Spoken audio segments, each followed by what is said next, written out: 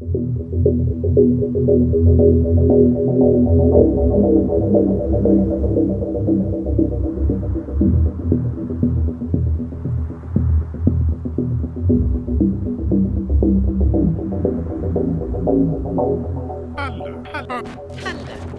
God here. It's been a long time. It feels like forever. I suppose that it has been, really. Nobody has ever seen me or heard from me. And yet, I exist. I haven't had to do anything. And yet I get to rule the world. Something good happens to you, and you thank me. Something bad, you ask me to help you. Let's get one thing clear, though. I'm the creator.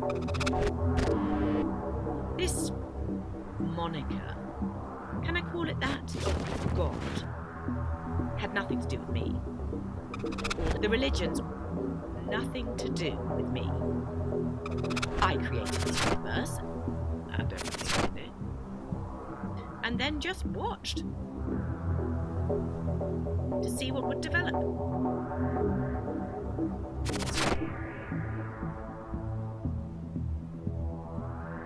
It was you, odd creatures, the ones who consider yourselves to be intelligent, that had to create gods and religions.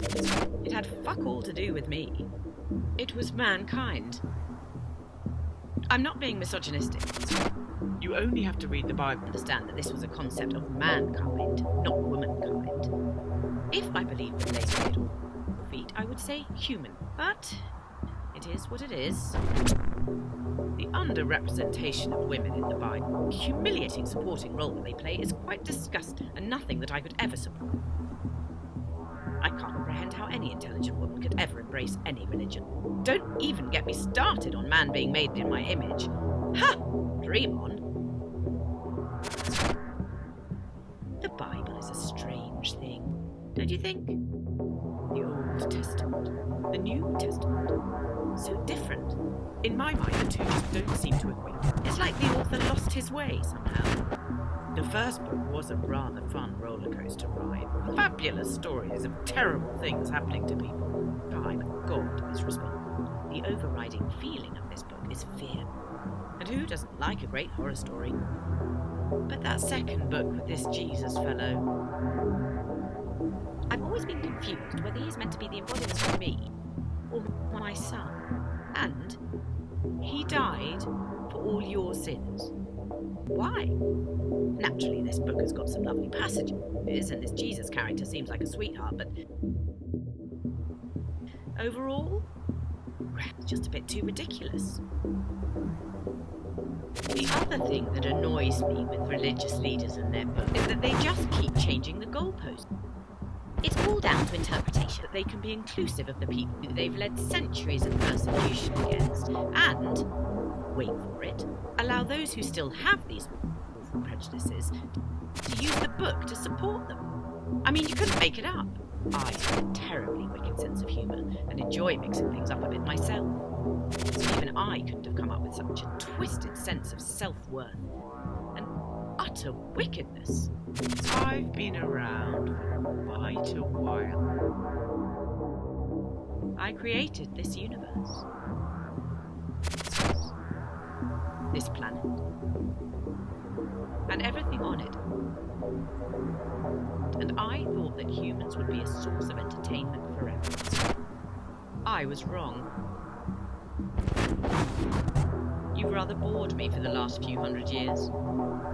And now, the current structure of worthless idiots, nothing but a sense of entitlement. I know that you no longer have the right to inhabit the planet that you... But I allow you to continue, and occasionally something happens that is vaguely entertaining.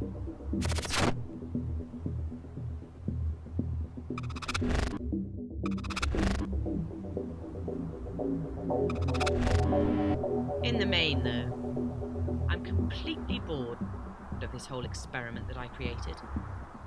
And the only way I cope with the boredom is my endless supply of trauma. Getting strung out on heroin certainly helped to pass the time. And the great thing is that I can't die because I'm the creator. At least, I believe that.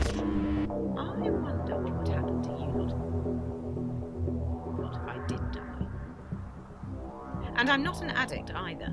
I could give it up at any time if the human race ever decides to be interesting again. I'm not a social drug user. It's out of necessity.